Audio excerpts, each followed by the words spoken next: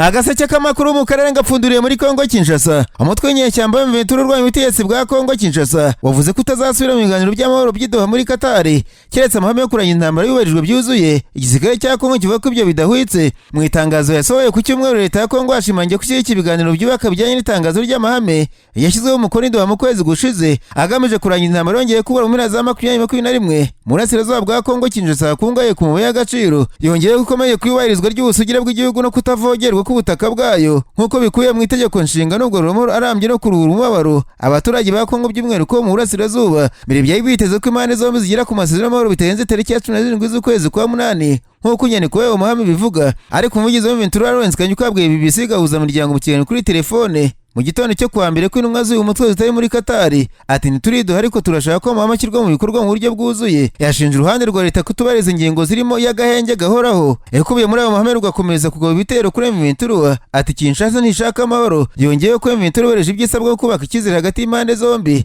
Ashinja ubutegetsi bwa Kinshasa kutubahiriza ibyisabwa muri ayo mahame birimo n'ingamba zo kubaka icyizere. Abajwe niba zigiye Imventura izasubira mu biganiro by'Idoha, Kanyuka ati nta gihe dufite tuzabyitabiraho, byose bizaterwa na Kinshasa. BBC yasabye umuvugizi w'ingabo za leta ya Kongo General Sylvain Ekenge kugira icyo avuga kuri ibyo birego bya Imventura. Ati twamaze gusubiza kuri ibintu bidahwitse. Uwo muvugizi w'ingabo yahawe umunyamakuru itangazo ryo ku itariki ya 12 z'ukwezi burira ko FC Imventura ishaka intambara ndetse ko yari no kugaba ibitero byinshi hafi buri munsi ku indiro bya FARDC muri Kivu y'Amajyaruguru n'Yepfo. Itangazo rya FARDC ririta ingabo za Kongo Kinshasa zamaganye ku kurenga ubwambire kandi bwagaruka ku masezerano y'amahoro ya Washington no ku itangazo ry'amahame rya Doha. Yongera ko FARDC ifite uburenganzira bwo gusubiza ku buryo bukwiriye ku bushotoranyi bwose bw'uru rugaga rumenyereye kurenga ku masezerano no kwisubiraho ku ijambo. Umutwe w'inyeshyamba w'Imventura ushinzwe gufashwa n'u Rwanda, ikirego u Rwanda ruhakana. Uyu mutwe ugenzura ibice byinshi byo mu burasirazuba bwa Kongo birimo n'imijyi ya Goma na Bukavu. Mbere Kanyuka yatangaje ko rw'isi ko Imventura yashyigikiye byimazeyo gahunda y'amahoro ya Doha, ariko gushyirwa mu ngiro ryuzuye ry'itangazo ry'amahame rizatumaho icyiciro gikurikiyeho cy'ibiganiro kigomba kuziga ku mpamvu z'intambara. Yavuze ko bishobora kugera ku masezerano rusange y'amahoro kandi arambye.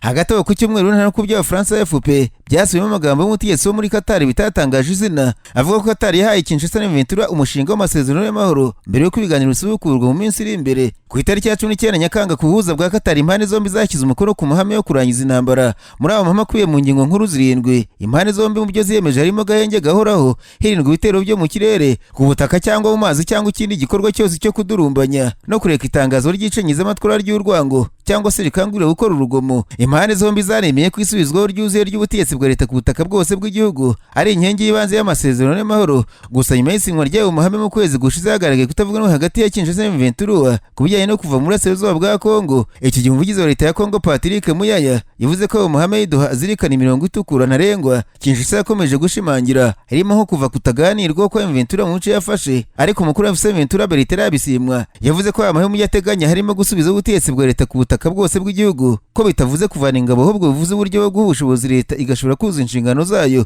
Masad Boulos, umujyanama mukuru kuri Afurika wa Perezida Donald Trump, yavuze ko ikiteze kugerwaho nta gushidikanya risubizwa ry'ubutegetsi bwa leta ku butaka bwabo bwose kandi ko byari ibintu bisanzwe ku gihugu icyo ari cyo cyose. Ibi biganiro byadohe mu rwego rw'amasezerano y'amahoro hagati y'u Rwanda na Kongo Kinshasa yasinywe tariki ya 27 Kamena uyu mwaka i Washington muri Amerika. Ayo masezerano y'amahoro ya Minisitiri w'Ububanyi n'Amahanga b'ibihugu byombi bashyizeho umukono muri Kamena uyu mwaka ashingiye ahanini ku nyungu zihe no guhagarika imirwano no kutavayo urusyo rw'ibihugu byombi.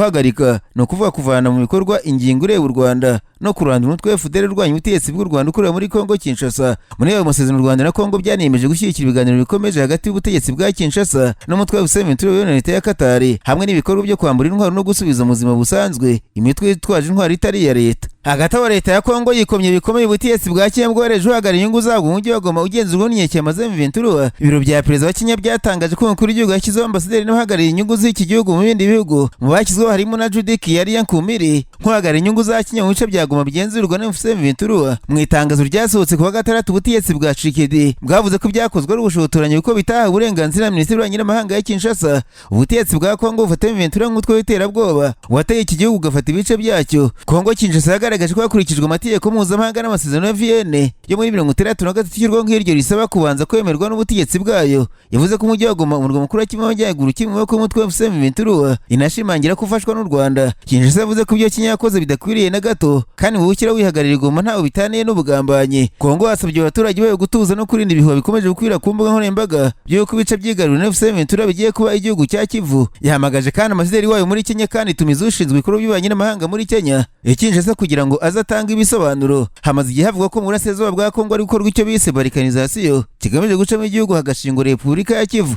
Nubwo bimeze gutya rukana umutwe wa M23 ku cyumweru washinje iro ry'ingabo za leta ya Kongo kugaba ibitero umuce twanzimbira na Kanyora rikoresheje intwaro zimwe na drone z'ubwiyahuzi. M23 yemeje amakuru bice umuvugizi w'ishami rya politiki Lawrence Kanyuka. Amakuru avuga ko abagize drone bari mu Bujumbura mu gihugu cy'u Burundi. Kugeza ubu ntiramenyekana ibyangijwe n'ibiro bitero by'ingabo za leta muri Nzimbira na Kanyora. Utu duce twombi mu ntara y'Kivu mu Gepfo tumaze iminsi twarabayisobanura ry'intambara ya M23 kuri ubutagenzura n'ihuri ry'ingabo za leta ya Kongo. Izi mpande zombi zikomeje kurwana mu gihe byitezwe ko kuwa mbere tariki ya 18 Kanama zizubukura ibiganiro biganisha gushyira umukono ku masezerano y'amahoro nyuma y'amahama yaganishaho zasinye mu kwezi gushize kwa Nyakanga. M23 na Kinshasa bombi kuwa gatanu bagaragaje ko bashyigikiye ibiganiro bya Doha bamaze iminsi barimo ndetse n'ibyemeranyijeho mu rwego rwo gukomeza gukemura amakimbirane mu mahoro. Mu byizi impande zombi zemeranije harimo gutanga agahenge kagizwe no guhagarika ibitero byaba ibyo ku butaka, mu kirere no mu mazi. Kuwa gatandatu kandi abantu 6 bari mu musirikare mukuru wa Kongo n'umugore we yewe n'umurinzi we bapfuye bazize impanuka y'indege yebere nk'umunota 34 uvuye Kisangani mu ntara ya Cupu. Amakuru aturuka mu nzego z'umutekano avuga ko umwe mu bagenzi barindwi bari mu ndege yarokotse nubwo indege yangiritse bikabije. Amakuru agera kuri Radio Okapi avuga ko icyateye impanuka y'indege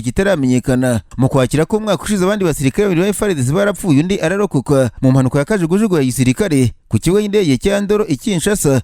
Icyo gihe indege yashwanyagurikiye ku kigo cy'indege cya Ndoro ariko n'ubu ngo ntabwo uramenyekana icyaba cyarateye impanuka. Naho Minisitiri w'Ububanyi n'Amahanga w'u Burundi Edouard Bizimana yamaganye ibikorwa byo kwangiza byitirirwa M23 n'abafatanyabikorwa bayo ku nzu ihagarariye inyungu z'u Burundi Bukavu mu burasirazuba bwa Repubulika ya Demokarasi ya Kongo. Minisitiri Bizimana twamaganye ibikorwa byo kwangiza byakozwe M23 hamwe n'abafatanyabikorwa bayo ku kiciro cyo ihagarariye Burundi Bukavu. Ibi bikorwa binyuranyije n'amategeko mpuzamahanga n'amategeko agenga za ambasade na za konsula. Umujyi wa Bukavu mu mukuru wa Kivu y'Amajyepfo uyobowe n'ihuriro M23 abasirikare b'ubundi bafatanya n'ingabo za leta ya Kongo FARDC. Kuri ubu nibo basirikare bonyine b'abanyamahanga bakiri mu burasirazuba bwa Kongo. Muri uyu mwaka Jean Major Emmanuel Manirakiza wo mu gipolisi yagizwe umuyobozi w'icyo yakwita nka ambasade y'Urundi Bukavu asimuye Robert Ntamarerero. Ibiro byabereye muri Avenue Patrice Emery Lumumba muri komine Ibanda mu gace ka Nyarukemba muri Nyakanga 2021 hasi mu masezerano menshi ubufatanye mu bya gisirikare hagati ya Kongo n'u Burundi harimo n'amasezerano y'ubwumvikane ku ikorwa ry'umuhanda wa gari ya Moshi uhuje ibice bya Uvinza, Musongati, Gitega, Uvira na Kindu. Tariki 23 ibihugu byombi byanasinye amasezerano y'ubufatanye mu bya gisirikare. Kugeza kuri uyu munsi nasimbukiye mu rundo abanyamakuru bicaye imbere mudasobwa barandika. Masikoza ari umuyobozi w'inyeshyamba z'Abarundi Jean Bosco Ndayikengurukye wigeze guhunga kubera kurwanya manda gatatu ya Pierre Nkurunziza agasubira mu gihugu mu myaka ine ishize. Yatawe muri yombi kuwa kane akagiye gufungirwa impimba ariko gucuruza mu buryo butemeye lisansi mu Burundi bumaze amezi 56 ubuzima bwarahungabanye kubera ikibazo kitigeze kibaho kibikomoka kuri peterole. Jean Bosco Ndayikengurukye yahunze Burundi 2015 nyuma yo kunenga manda gatatu ya kugendera Pierre Nkurunziza ashinga ikindi gice cya Saint David kitavuga n'ubutegetsi. Mbere yo gutanone kuva ku mugoroba kuwa kane ushize arafunzwe muri gereza ya Mpimba. Amakuru aturuka hafi dosiye yagera kuri SOS Media Burundi yavuze ko kuri kino kugurisha peteroli mu buryo butemewe. Nta makuru aturuka mu buyobozi ariko yatangaje kuri icyo kibazo nubwo avuga ko abandi bantu bakurikiranwe hamwe muri iyi dosiye yajyanye muri gereza ya Mpimba wenyine, aho ndetse amakuru yemeza ko atigeze anyuzwe mu zindi kasho mbere yo kwimurirwa muri gereza mu murwa mukuru w'u Burundi nk'uko bikunze kugenda ku bandi. Burundi bwabonye n'ikibazo cyo kubura lisansi kimaze hafi amezi 56 gerekejwe n'ibara ry'ibindi bicuruzwa byinshi. Kuva mu mwaka urenga abafite ibinyabiziga n'abacuruzi benshi bajya muri Kongo Kinshasa cyangwa Tanzania kugira ngo babone lisansi. Ubushinjacyaha buvuga ko Ndayikengurukye yagurishaga lisansi iva muri Kongo. Abantu bafashwe bazira ibyo birego bashinjwa guhungabanya ubukungu bw'igihugu cyangwa se guhungabanya umutekano. Mabwire kandi ko Perezida w'u Burundi Evariste Ndayishimiye yasabye Papa Leo 14 gusura igihugu cye akagisomeramo misa y'amateka no kugiha karidinali. Yabigarutseho mu cyumweru gishize bwafungura ku mugaragaro Bazilika ya Mugera yitiriwe Mutagatifu Antoni w'Ipadua. Paruwasi ya Mugera mu ntara ya Gitega yashyizwe ku rwego rwa Bazilika no ibi ya mbere mu gihugu. Perezida Ndayishimiye yashimye Papa Leo 14 kuba iyi Bazilika ariyo ya mbere yagennye kuva ya umushumba wa Kiliziya Gatolika ku isi, amusaba kuyoza ku mutima no kuzayisomeramo misa y'amateka. Ati tuzanye no kwakira impano udahawe n'umubyeyi wacu Papa Leo 14 aho Kiliziya ya Mugera yitiriwe Mutagatifu Antoni w'Ipadua ibaje kwitwa Bazilika Kiliziya Papa atanga. Rero tukaba tumutumiye kuzaza kwidutahira igihe azabona ko gikwiriye azaziwe mube. Yakomeje agaragaza ko mu gihe uyu mushumba mukuru wa Kiliziya Gatolika ku isi yabagiye mu Burundi yasomera misa muri iyo Bazilika igihugu cyahawe atayisomeremo misa anaharyamye ko kuva uyu munsi yabaye iwe. Iyi Kiliziya yamugiraho zari ahantu herekana ukwemera ko abakristo bose kuko hano abaporoso barahagenda. Na ahantu rero Abarundi bose turanezerewe cyane kandi turashimira cyane umubyeyi wacu kuri iyi mpano. Yakomeje ashimangira ashimangira ko ari impano ikomeye Burundi bubonye, ndetse asaba Papa Leo wa 14 guhora yizirikana. Ati niyo bazirika mbere abyaye nka Papa Leo wa 14 uzamutubwirire ngo uzahora wibuka imfura yawe. Turasaba kwiyikiriza ya mugeri baye Papa yatubera ahantu tuzahurira n'Imana, ahantu h'amahoro, hari uruza hagenderera, ahantu hadukangurira gukuramo ku mifuka tugakora twubaka igihugu cyacu. Ndasaba abarundi bose bafite ubushake ko twakubaka ahantu kuko nicyo cyerekana ubumwe bwacu. Yakomeje agaragaza ko Papa ari ukwiye guha Burundi mu karinari uzacunga iyo bazirika ya mbere bahawe. Ati mutubwire Papa mutubazirika barayibonye, ariko aracyasigaye karinari uzayigucungira. Ndifuza ko bazasengera muri ikize bakuyumva nka Mutagatifu Petero igihe avuga ngo umwigisha birakwiye ko twibera ahangaha. Ni impano ikomeye uko hagiye kuba icyiciro kizabuza abakirisitu bo muri kano karere. Mu 1908 mu gihe cy'umwezi Gisabo nibwo paruwasi ya Mugera yubatswe itangijwe n'abamisiyoneri babiri, Padiri Van der Burgt na Padiri Van der We. Mu 1922 Burundi bwabaga vikariya yigenga. Paruwasi ya Mugera isi b'icyiciro cy'umwepiskopi wayo wa mbere Musenyeri Julien Louis Gorju, bityo ihinduka katedrali ya mbere mu Burundi. Mugera hauze hitwa mu mana za Mugera, nayo ibarutse abasaserdoti ba mbere b'Abarundi, Padiri Patrice Ntidendereza na Emile Ngendagende bahawe upadiri mu 1925. Nararanganije amaso nyamakuru byandikirwa muri Kenya. Abanyamakuru bakiza amakaramu ku mpapuro barandika. Manzwe perezida wa Kenya Dr. William Ruto avuga ko kuba ari kwihisha mu mukino wa football imyigaragambyo imaze igihe cy'ibintu mu gihugu yaguyemo abantu 35. Muri Kenya ari kubera irushanwa rya Afurika rya ruhago ndetse ikipe y'igihugu iri kwitwara neza. Abanyakenya bavuze ko perezida Ruto ari kwifashisha imikino nk'ubuhungiro kuko ari kwigaragaza cyane nk'umufana ukomeye w'ikipe y'igihugu Harambee Stars, haba mu stade ndetse no hanze, kandi akaba yamitse imyambaro ya siporo avuga cyane umupira. Abasesenguzi bavuze ko nubwo abigaragambye basa n'abatanze agahenge ari ku rugomo rwakozwe na polisi ndetse n'ubukungu bwifashe nabi bikiri mu mitwe y'abaturage ba Kenya. Iyi mikino ya CHAN iri kubera muri Kenya ngo abe nk'ahantu perezida Ruto ari kwihisha ngo yibagize ibibazo bya politiki igihugu gifite, hamwe asanga abakinnyi mu Rwanda akabemerera akavuga ariko amafaranga cyane ko ari no kwitwara neza. Ibinyamakuru bya Kenya byavuze ko perezida Ruto rurembejwe n'abaririmba wantamu, no kuvuga one time president, aho bamubonye hose ubu nibura ngo bamuhaye agahenge kuko amastade bari kwuzura baririmba millions bashaka kuvuga ko ari gutanga amamiliyoni ku bakinnyi igihe batsinze, ariko ngo imikino n'izamarya yashigaje ngo rangize manda ntihani ngo zabisanga ko babyoroshe ntibabikemuye. Mbere gato ya marushanwa perezida Ruto yatanze amabwiriza kuri polisi kurasa buri wese uzasura umyigaragambyo biteza impaka mu gihugu, ariko birasa n'ibyacogoye. Nubwo bamwe bazana amafaranga ari kuva atanga nk'utanga ubunyobwa. Nubwo bimeze gutya ariko perezida w'inteko ishinga amategeko muri Kenya umutwe w'abadepite Moses Wetangula asabye abatuye mu karere ka Rift Valley kuzaba inyuma perezida William Ruto agatorerwa manda ya kabiri kuko ibyo yakoze nta biro n'ibyo bamubanjirije bose.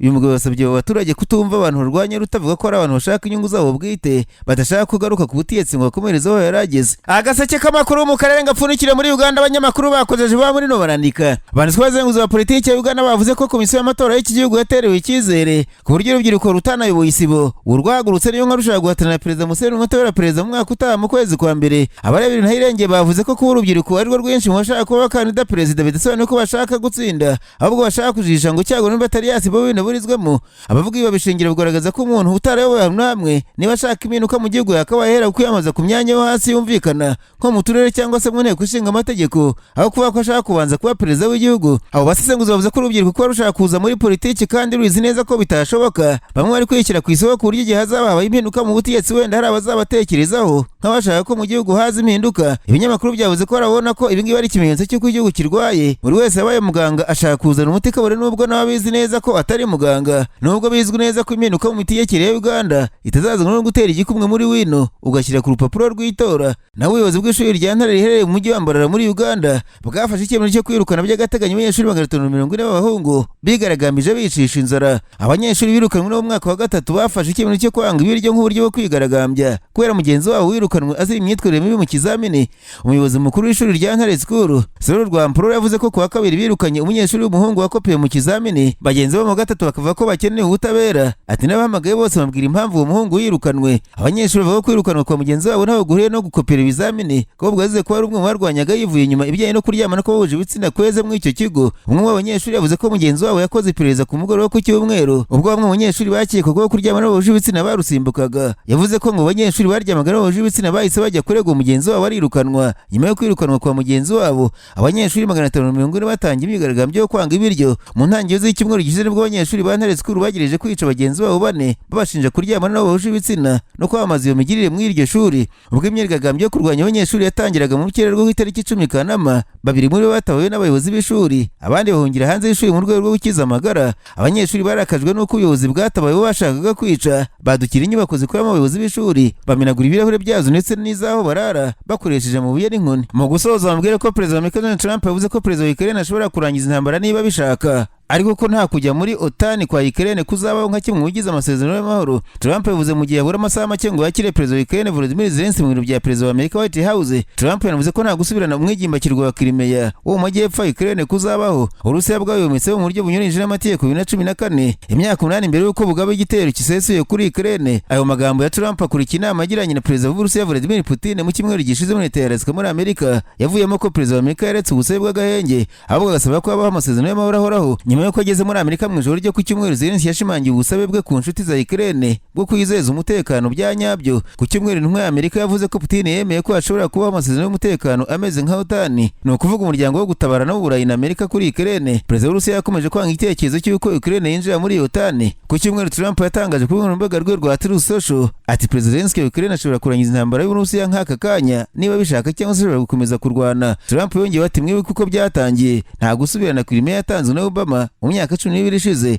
nta sasu rirashwe ndetse nta no kujya muri NATO kwa Ukraine. Ibintu bimwe ntibihinduka na rimwe. Mbere ko Trump asubira ku butegetsi muri Mutarama mu mwaka ibihugu byo muri OTAN byemereje inzira idasubirwaho y'uko Ukraine yinjira muri uwo muryango. Umunyamabanga mukuru wa OTAN Mark Rutte hamwe n'abategetsi b'Uburayi bari Minisitiri w'Ubwongereza Sir Keir Starmer baraza kuba bari kumwe na Zelensky Washington muri ibyo biganiro byo kuri uyu wa mbere byiga ko ejo hazaza ha Ukraine. Abandi baza kwitabira ibyo biganiro ni Perezida w'Ubufaransa Emmanuel Macron, Minisitiri w'Ubutaliyani Giorgia Meloni, umutegetsi mukuru cyangwa se Chancellor w'Ubudage Friedrich Merz, Perezida wa Finland Alexander Stubb ndetse na Perezida wa Komisiyo y'Uburayi Ursula von der Leyen. Muri abategetsi ntibizwi wari ujye muri White House. Nyuma Trump yongeye ati umunsi ukomeye muri White House ejo ku wa mbere, nta na rimwe mbere higeze haza abategetsi benshi cyane b'Uburayi icyarimwe, ni icyubahiro cyinshi kuri jye kubakira. Zelensky yatangaje ku nkoranyambaga ko ashimira Trump kubwo kumutumira, ati twese duhuriye ku gushaka cyane kurangiza intambara mu buryo bwihuse kandi bwizewe. Yanashimangiye ko bikeneye ko inshuti za Ukraine ziyizeza umutekano bya nyabyo bitari nko mu myaka ishize igihe Ukraine yahabwaga ingirwa kwizezwa k'umutekano muri 1994 ariko ntibigire icyo bimara. Yongera ati urumvikana Crimea ntiyakwiye kuba yaratanzwe icyo gihe, cyo kimwe nuko abanya-Ukraine batatanze umurwa mukuru Kiev, Odessa cyangwa se Kharkiv 2022.